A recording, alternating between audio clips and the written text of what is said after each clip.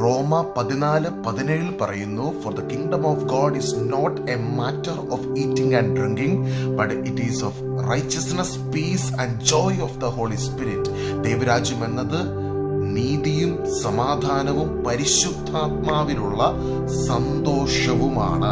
അപ്പോൾ കർത്താവിനോട് ചേർന്ന് നമ്മൾ ഈ ഭൂമിയിൽ ജീവിക്കുമ്പോൾ, പരിശുദ്ധ സഭയിൽ ആയിരിക്കുമ്പോൾ, പരിശുദ്ധ കുർബാനയിൽ പങ്കെടുത്തുകൊണ്ട്, ജപമാലകൾ ചൊല്ലിക്കൊണ്ട്, പരിശുദ്ധാത്മാവിന്റെ അഭിഷേകത്തിൽ നിറഞ്ഞുകൊണ്ട് ഈ ഭൂമിയിൽ ജീവിക്കുമ്പോൾ ദൈവരാജ്യം എന്ന അനുഭവത്തിലേക്ക് നമ്മളെ കടന്നു വരുമെന്ന് കർത്താവിന്റെ വചനം പറയുകയാണ്.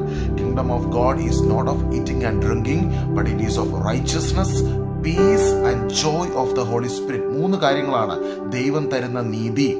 ഇന്ന് നമുക്ക് ദൈവരാജ്യത്തിൽ ആയിരിക്കുവാൻ നമ്മളെ യോഗ്യരാക്കി തീർക്കുന്നത് ഈശോയുടെ വിലയേറിയ തിരുരക്തത്തിന്റെ യോഗ്യതയാലാണ്.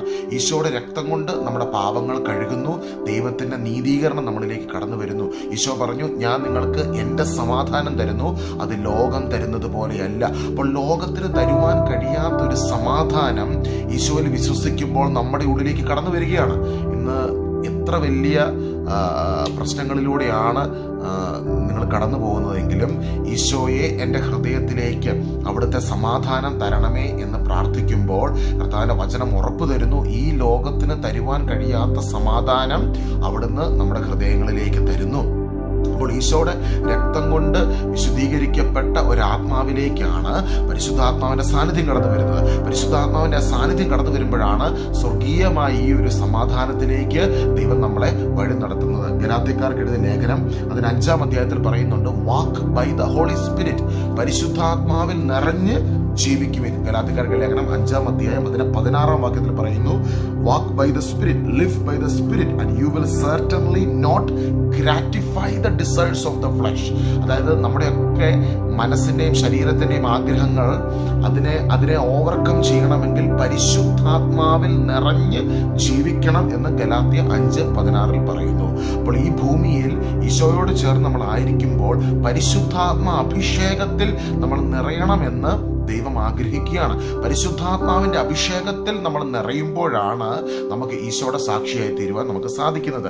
ഈശോ ശിഷ്യന്മാരോട് പറഞ്ഞു, നിങ്ങൾ പിതാവിന്റെ വാഗ്ദത്തമാകുന്ന പരിശുദ്ധാത്മാവ്, ഞാൻ നിങ്ങളോട് പറഞ്ഞതുപോലെ പിതാവിന്റെ വാഗ്ദത്തമാകുന്ന പരിശുദ്ധാത്മാവ് നിങ്ങളുടെ ഉള്ളിലേക്ക് കടന്നു വരുന്നത് വരെ നിങ്ങൾ കാത്തിരിക്കുവിൻ.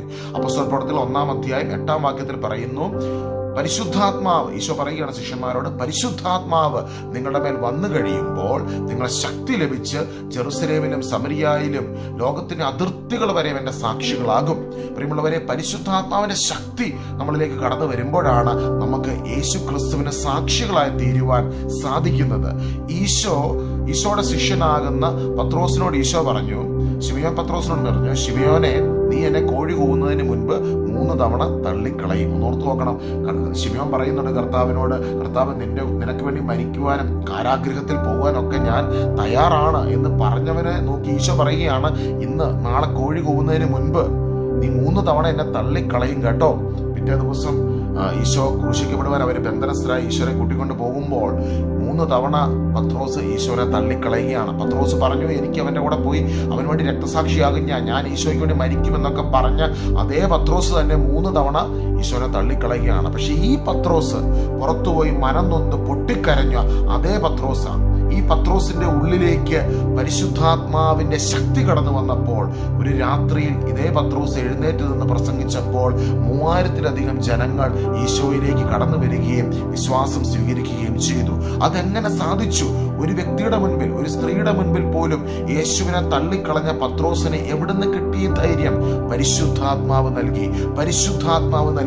പരിശുദ്ധാത്മാവിൽ നമ്മൾ വിശ്വസിക്കുമ്പോൾ, പരിശുദ്ധാത്മാവിനെ നമ്മൾ ആശ്രയിക്കുമ്പോൾ ഈ ലോകത്തിന് തരുവാൻ കഴിയാത്ത, ബുദ്ധിക്ക് തരുവാൻ കഴിയാത്ത ഒരു വലിയ ദൈവികമായ ബോൾഡ്നെസ്, സ്വർഗീയമായ ഒരു കരുത്ത്, ഒരു ഹെവൻലി വിസ്ഡം, ഇതെല്ലാം പരിശുദ്ധാത്മ ശക്തിയിലൂടെ നമ്മളിലേക്ക് കടന്നു വരികയാണ്. പ്രിയമുള്ളവരെ, കൊറിന്തോസുകാർക്കുടെ ലേഖനത്തിൽ പൗലോസ്ലീഹ പറയുന്നുണ്ട്, എൻ്റെ പ്രസംഗം എന്നുള്ളത് മാനുഷിക വിജ്ഞാനം കൊണ്ടല്ല, ദൈവത്തിൻ്റെ ആത്മാവിൻ്റെയും ശക്തിയുടെയും വെളിപ്പെടുത്തലായിരുന്നു.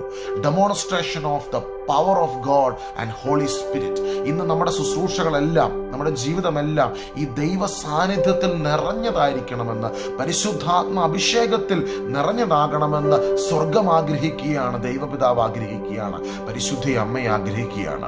ഈശോയ്ക്ക് നമ്മൾ ഓരോരുത്തരെയും കുറിച്ചൊരു പദ്ധതിയുണ്ട്. ഇവിടെ കടുകുമണിയുടെ ഉപമയിൽ ഈശോ വ്യക്തമായി പറയുന്നു, ആ വൃക്ഷം വലുതായി കഴിയുമ്പോൾ അനേകായിരം പക്ഷികൾ വന്ന് അവിടെ ചേക്കേറും. പ്രിയമുള്ളവരെ, നിങ്ങളിലൂടെ അനേകായിരങ്ങൾ അനുഗ്രഹിക്കപ്പെടണമെന്ന് ദൈവം ആഗ്രഹിക്കുകയാണ്. അബ്രാഹത്തിന് കൊടുത്ത അനുഗ്രഹം ഇന്ന് നിങ്ങളിലൂടെ കണ്ടിന്യൂ ചെയ്യണമെന്ന് ദൈവം ആഗ്രഹിക്കുകയാണ്. ഗലാത്യക്കാർക്ക് ലേഖനം 3-ാം അധ്യായം 29-ാം വാക്യത്തിൽ പറയുന്നു, നിങ്ങൾ അബ്രാഹമിന്റെ സന്തതികളാണ്.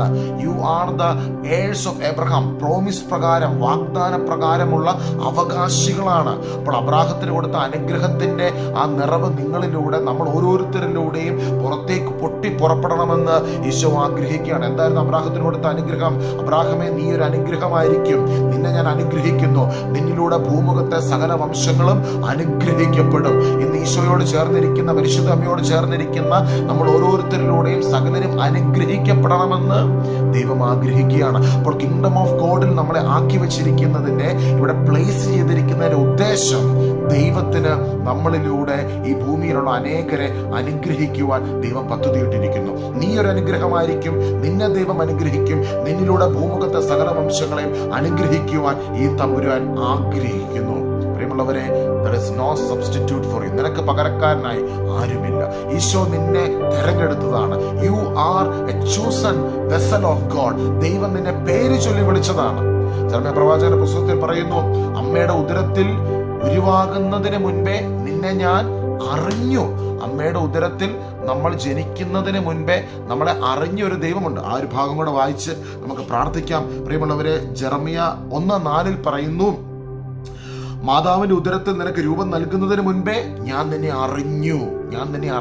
ദൈവത്തിന്റെ പദ്ധതിയാണ് നീ ഇന്ന് ദൈവകരുണയിലേക്ക് കടന്നു വന്നതും ഇന്ന് ഈ ടോക്ക് കേൾക്കുന്നു. ഇതെല്ലാം ദൈവത്തിന്റെ പദ്ധതിയാണ്. ഈശോയുടെ വലിയ പദ്ധതിക്കായി ഈശോയ്ക്ക് നന്ദി പറയാം. ഇന്നത്തെ സഹനങ്ങളെ, വേദനകളെ എല്ലാം ഈശോയ്ക്ക് സമർപ്പിച്ചുകൊണ്ട് പ്രാർത്ഥിക്കാം. പ്രിയമുള്ളവരെ, ദൈവകരുണയിലേക്ക് നിങ്ങളെ തന്നെ വിട്ടുകൊടുക്കുക. നമുക്ക് നമ്മളെ തന്നെ ഏൽപ്പിച്ചു കൊടുക്കാം.